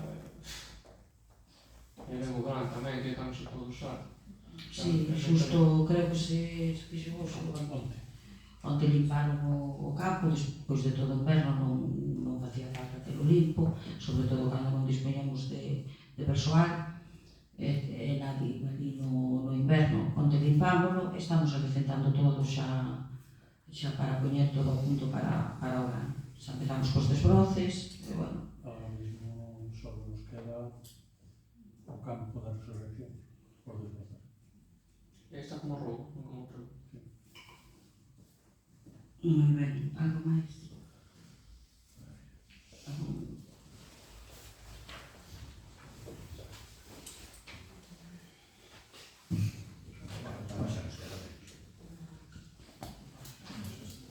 Que tal va a cuestión sobre a construcción do novo centro? Pois o escoito. Que tal va a xestión sobre a construcción do novo centro de saúde? Bueno, pois despois da visita que tuve ao presidente Rueda, ele acelerou a cita co conselleiro, xa tuve a reunión, e bueno, acordamos que vai a ser no San Roque, no campo, que van a facer o construcción nova, entonces temos que cederlle o terreno. Pero bueno, para cederlle o terreno, les queren o terreno registrado, que non está. Entonces, bueno, eso estamos traballando con a asesoría xurídica Galivalia, que nos está axudando como plantear os documentos para que teñan acceso ao registro, e así está. Anda ben co sofaro. Teña unha chave. Pois cando me diga usted ten a chave, polo menos. Eu non. Bueno, estamos en xestión, hai moito traballo aí que facer, eu falei disso tamén co presidente Rueda, e bueno, iso vai un pouco máis de... Ou sigue que a idea de facer o hotel? Non, esa idea está descartada. Eso está descartado, eso xa está na historia. En relación a convocatoria para cubrir a plaza de arquitecto por interinaje, o plazo debe terminar hoxe? 15 días naturales. Creo que sí. Onte Hoxe se presentaron. Hoxe presentaron. Presentáronse dous. Cantos tedes? Candidatos. Sí. Eu creo que dous, presentaronse hoxe dous, creo que son os únicos. Sí. Non estou moi seguro. Non, eu digo algo máis. Sí. Mais, non sei se hai 4, pero bueno, non os contei, pero así solicitudes que... Hoxe presentaron. Hoxe dous, sí. E antes dous, creo que había dúas. Falando de quitar e meter rúas peonitas, non? Porque parece que hai xente que está en contra delas. Hai pensado penalizar a que baixa por aquí abaixo? Non, eu non estou pensando neso. Como alcaldesa non, si ven algunha proposta de algún, pois habrá que estudiar, non, porque ainda hai moitos, bueno, hai moitas cousas que solucionar ca peonil que temos, porque hai moitas queixas, hai moitas, bueno, temos que ainda convivir con esa peonil. Digo porque, se non recordo mal, eu creo que puxéramos aí un acordo do goberno que Pode ser, bueno, pois, non, eu non, na miña idea non está, e máis que nada, porque ao mesmo tempo esa calle, pois, algúns coches aparcan nela, e Fisterra, hai formas de facelo. bueno, xa se estudiará, non, para mí non é unha prioridade.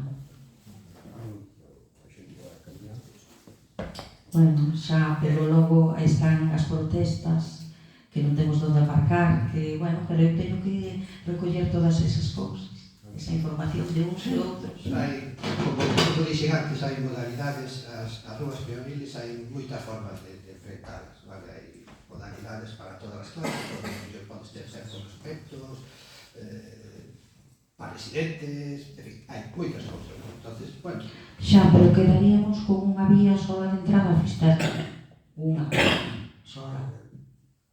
sola, non hai máis. Vamos deixar a pregunta. Deixémolo. Vamos deixar a pregunta, Sí, Total. total. A caseta de protección civil outro día que sacaron, cal é o objeto? Beniña xa sei que estaba. Sí, aquí foi... Sí, bueno, aí tiñamos xa reclamacións desde o primeiro momento que chegamos, xa ese primeiro grado. Costas. Sí, bueno, a xente en xeral, os propios socorristas, bueno, a caseta estaba media podrida, bueno, o estado era lamentable. Entonces procedemos a retirada. Estuvemos esta semana adecentando o recinto da agraria, sobre todo adecentando para poder lavar en condicións o camión da basura, engrasar, etc. Xa tiñamos na idea de retirar esa caseta, máis ben achatarrala, poñer unha caseta de alquiler os meses de verán que sean necesarios e nada máis, que sale máis bastante económica. Pero con esta reforma que fixemos na agraria decidimos aproveitar se salir enteira, que saliu enteira, en mal estado, pero saliu enteira. Entonces vamos a usala para ter ali, para guardar as cousas, está ao lado de onde o camión se lava, e vamos a ter aí unha máquina de engrase, unha hidrolavadora, os perfumantes, os xabóns. Bueno, vamos a aproveitarlo nese. Pero hai poñer no sitio unha de alquiler. Unha de alquiler.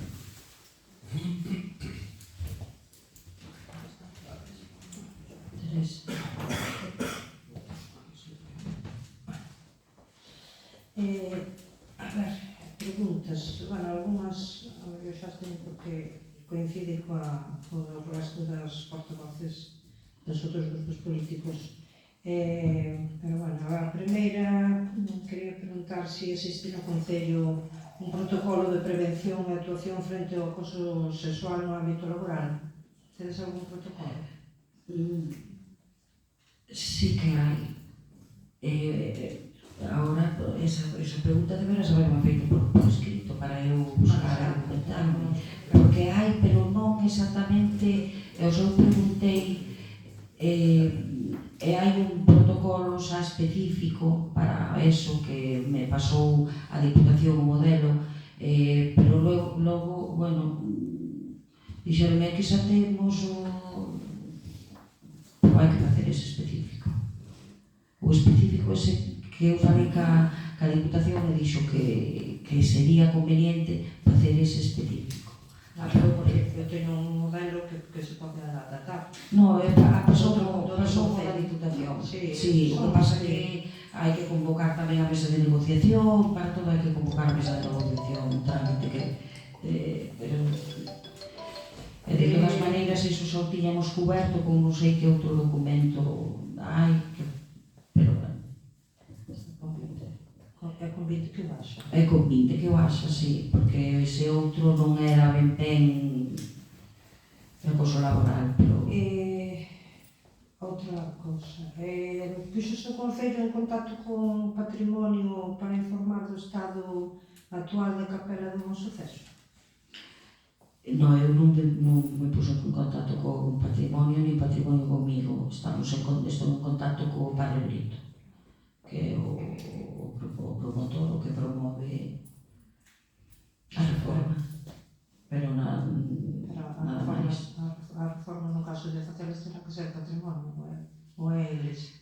Eles están pedindo, por lo que a mí me dixo o Padre Brito, están pedindo financiación. Patrimonio non Patrimonio dille como teñen que facer. De momento, eles están pedindo financiación porque o Obispado ou a Iglesia tampouco pode con todo.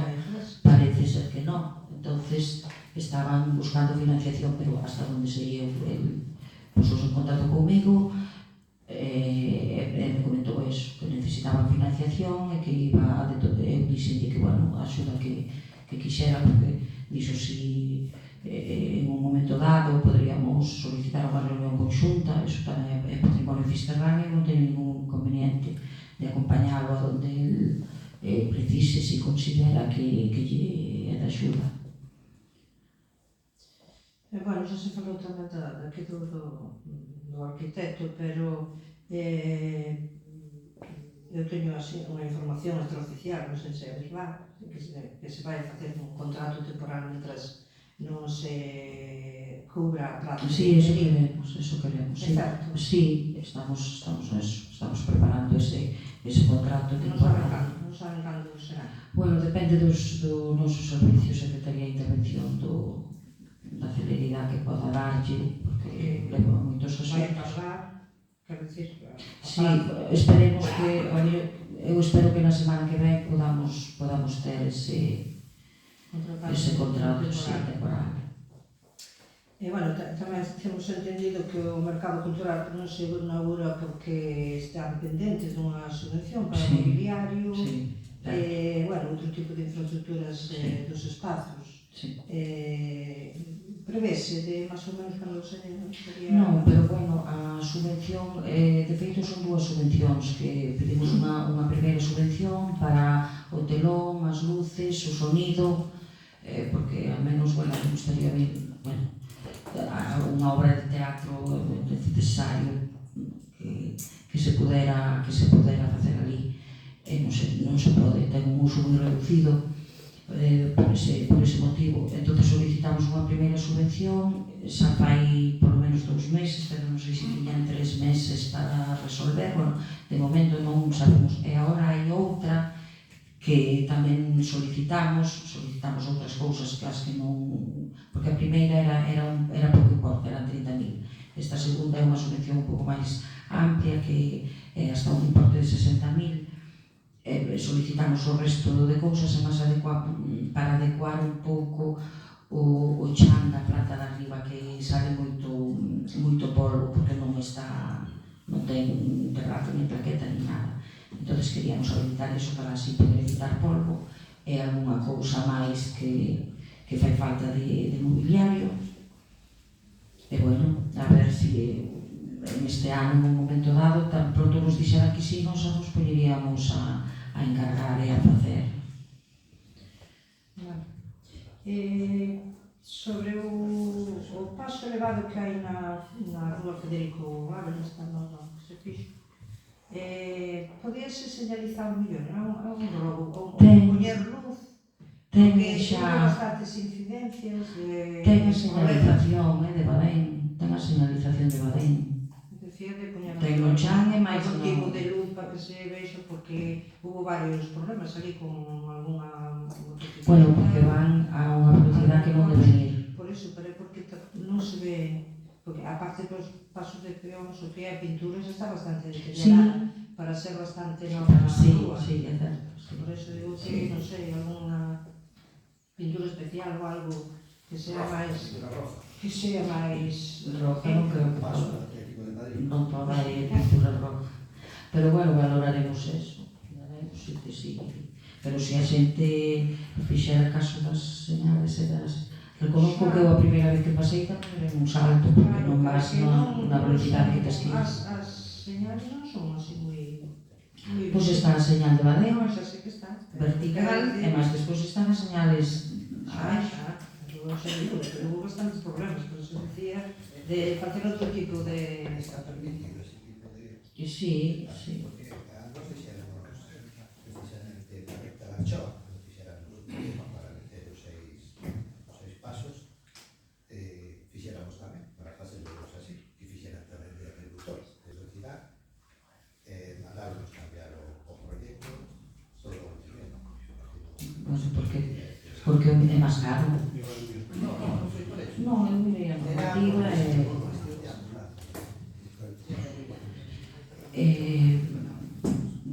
nos mirámoslo, non hai problema. E hai moitos sitios, de feito. A cantidades, o mellor depende tamén un pouco da velocidade que este estipulada nese sitio. É que tens que respetar a velocidade, senón si quedas un salto. Se a respetas, No casco urbano son 30. Sí, a mellor é un tipo de 30, pode ser que pueden, vale. Bueno, como xa fixen preguntas en outros plenos sin respostas ni solucións, pois vou facer un paquete así de roubos. As actuacións nos camiños dos faros, que non se fixo nada. está prevista. A reparación... Porque o Camiño dos Faros nos comunicaron que iban a pasar polo noso tramo no mes de xuño. Entonces, nos, con esa previsión que tuveron a ben este ano de chamarnos, o ano pasado sacaron no Facebook, como todo o que parece que o Facebook é palabra de Dios, pero este ano chamaron, enviaron un correo electrónico ca previsión de que a etapa do noso concello era en xuño. Entonces, nós, despois de Semana Santa, enviaremos a limpar o camiño, porque antes necesitamos os operarios para outras cousas. Temos Semana Santa aí. Despois, a reparación ou reposición da señalización que hai de prés e de rutas que están caídas, o sea, están os postes, pero faltan os que é o indicador, os indicadores. Hai algúns que están ali ainda, nem se secaron ni nada, están os postes, o sea, que sería solamente porque deterioráronse, están, bueno, pues, oxidados e tal, e están no chan e ali quedaron. Están falando de feiros, nese século xa o dixen no anterior pleno. Pero a Camiño dos Faros? Igual, sí, a dos faros son de madeira, son ser de madeira. A de rutas que hai. Había uns postes con unhas flechas de madeira, onde poñía por ruta de Mar de Fora ou ruta tipo rutas de senderismo. Claro, entón eso pues están... Había unha feita xa de antes e nós outras... E despois, por exemplo, no que é enfrente á praia da Arnela, por exemplo, caiu un que é donde indica praia perigosa. O sea que ese caiu, e despois tamén o donde pon que hai unha praia. O sea, son dous que están caídos fai 2 meses, e outros. E despois os baches, xa vos dixera que tiñedes que dar unha volta polas aldeas porque hai cantidade de baches nas estradas do Martes. Está previsto que o Martes faga unha reparación de todo o que vimos. E despois, bueno, as famosas ordenanzas. Sí, As famosas ordenanzas das caravanas e dos camiños sí, esa que pasaron en primeiro trámite de consulta previa, de 20 días hábiles, logo pasaron o segundo trámite de audiencia os cidadáns, non se presentaron alegacións, e agora espero que estén listas para crelas ao próximo pleno.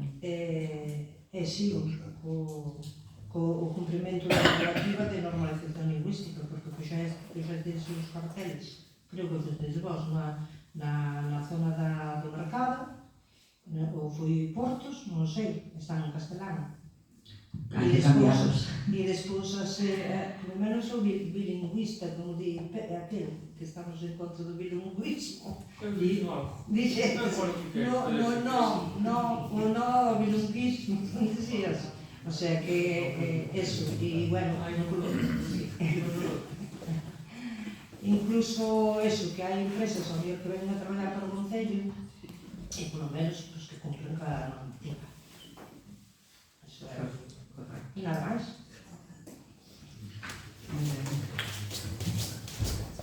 Vale, pois son as 21:51 minutos. Damos por finalizada a sesión plenaria do día de hoxe. Moitas gracias a todos por asistir.